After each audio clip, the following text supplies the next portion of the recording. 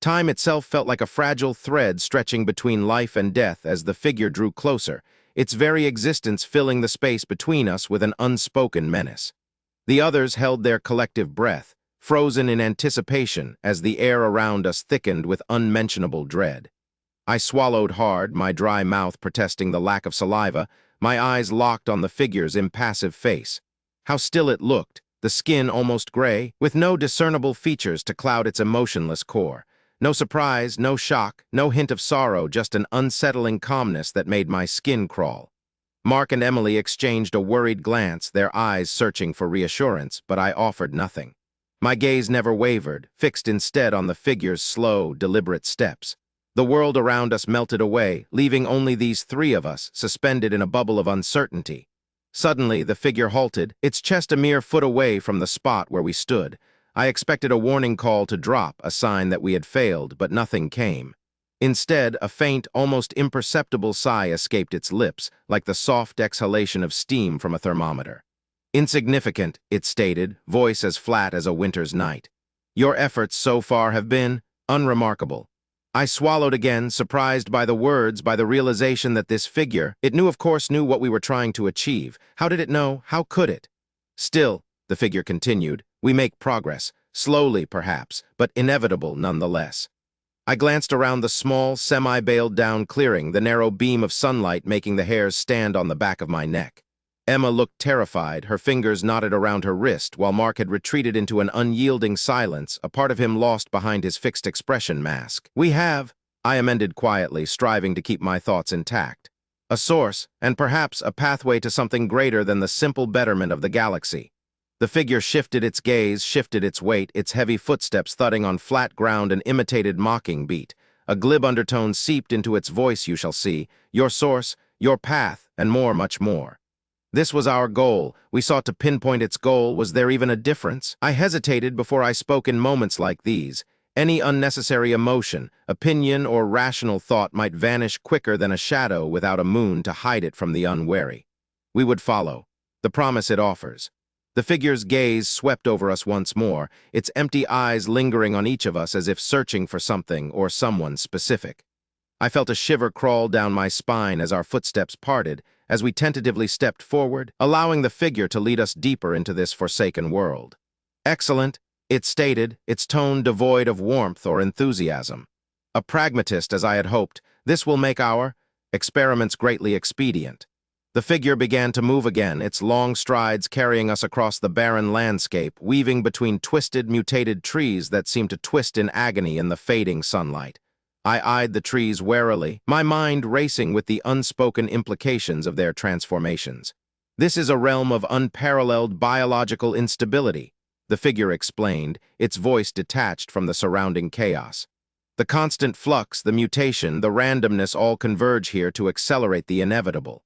As we walked, the air thickened with an unnatural presence, as if the very land itself was alive and hostile. I sensed this encroaching darkness, this primordial hatred that nourished the twisted trees, and I dared not look away, fearing the primal responses it stirred. Suddenly, Emma let out a strangled cry, her hand flying to her mouth as if to stifle a scream. Mark stumbled, his eyes pleading with me to stay firm on our path, as if we were one cog in a behemoth machine. I stood steady, transfixed by the sight before us. Emilia stood to our right, no more than 5 feet away, her pale face bathed in an ethereal light as if the dying sun had captured her essence. I couldn't reconcile with the image, nor explain how her form seemed so exposed. "I will take her now," the figure stated with no remorse. "There is limited time for this final piece of our machine, the pivot stone. Once you turn away, there is no going back." Time seemed to freeze as Emilia's form quivered with shock and terror, suspended like a candle flame in a gale of terror. I knew this was our moment, of course, the apogee of danger, of resolve, or utter surrender. As we regarded the grim choice she must make, I pondered the fate of our souls. At what point must we bow to the overwhelming power they seem to wield against us? "We will follow," I stated, the words echoing in the stillness, weighing the meaning, searching for the reassurance we needed. The figure presented a slow, glacial smile, hardly perceptible, yet stirring an uneasy shiver down my spine. Eyes, if it were to call them, that seemed to bore into the soul, dispassion radiating from them in the coldness of the air. Mark, sensing something in the dead air, stepped forward. What does this mean? Where are we going? Its voice was a mechanical repetition of the moment you shall see. It won't tell us, I countersent, the darkness clamping down. Silence slapped across the air like a second figure, and before anyone had a chance to react, its words came. A third. It seeks something, I know, the figure stated the matter, staring intensely at us, emotionless eyes not lifting a single millimeter. Mark shifted uncomfortably. Who? Emotion clashed with my eyes as I searched for calmness. There was none. What to? We exchanged uneasy glances with the stranger always on them, trying to get to a thread that lashed from one word. Who do the unknown and emotion have to hold in their grasp so we don't say the opposite? Unknowing, completely helpless. Time shuddered like the floor beneath us each time a cold frost appeared. Only if our actions really mattered, even more the uncertainty. If our worth based upon certain truths lay only truly just within our hands. Emma glanced around with the anxiety creeping up her neck. We need a plan, she whispered so softly. Mark tried speaking to divert. Our huddled group lost the moment he opened his mouth, however, to say when to breathe or when to strain before breaking. Finally, we have. The unknown declared its intent will lead us anywhere in the cosmos as the words hung in the air like an unspoken promise. A collective sense of gratitude flickered through the group. For a moment, all hope was replaced by the prospect of realizing such a lofty goal. Or was it a mere delusion? I took a step forward, my eyes locked on the figure's stoic face, a challenge not to reach out. There is nothing like a reassuring hand to drive away the dark, creeping fear that this unsupernaturally cold world knew every one of its deepest dread secrets. Could we trust the promise of this strange figure? I paused, then Emma spoke up, barely moving her voice. So, you're saying that we know everything? The figure regarded her silently, as if weighing the sound of her question like we were that exact thing. Its nonchalant pace kept time with the flutter of our beating heart, our nerves heightened from 1,000 unknown and unsolved variables like tiny stone-walled fortresses shielding fears only we could imagine with equal force. The figure halted before the next words of reply, which settled like dust within her. Far from it, she replied quietly. Her face reflected with the depth of our own dread and desperation. You don't know anything. I searched her face, seeking reassurance. Why would you say that? I asked, my voice neutral as the sand I kicked on a sun-challenged grave. The figure took another step forward, the thumping of its footsteps shattering my fragile hope. I felt like I was trapped in an ethereal illusion. There are things, objects, parts here and there, countless, the figure stated, voice as steady as a distant force against which one may push but never truly master. We had those. But there may be more to it. Perhaps these objects are nothing more than a bridge, the words hung in the air like a promise or a threat, neither here nor there. The figure's eyes seemed to bore into my soul, as if testing my resolve, my willingness to follow this path, no matter where it led. I felt my voice tremble, my heart pounding in my chest, but I kept my tone steady, my words measured. We will, I repeated, trying to sound resolute despite the turmoil within me. We will follow the promise, see where it leads. The figure's gaze didn't change, its mask of indifference unwavering, but I detected a flicker, a faint movement in its eyes, a hint of curiosity. Perhaps, just for an instant, it acknowledged something within me, some spark of hope or determination. Mark cleared his throat, breaking the silence, and I nodded to him, signaling that we should move on. The figure didn't reciprocate, nor did it take a step back. It simply regarded us, its expression unchanged, as if waiting for something more. Where is our destination? I asked, trying to press for more information. What is this source you spoke of? The figure's silence was oppressive, the air thickening with anticipation as if it was savoring the moment. Then, in a flat, detached tone, it began to describe a location, a massive structure hidden beneath the ice, a site of previous activity where ancient civilizations had thrived. This is it, I said, trying to keep my emotions in check. This is the source. What are we getting ourselves into? The figure's response was a mere whisper, almost a sigh, as it revealed the location's dark history. Abandonment, collapse, something has lain dormant, waiting for the next contender. Your lives, insignificant as they are, will be intertwined with this ancient, lingering presence. A decision crucial must be made.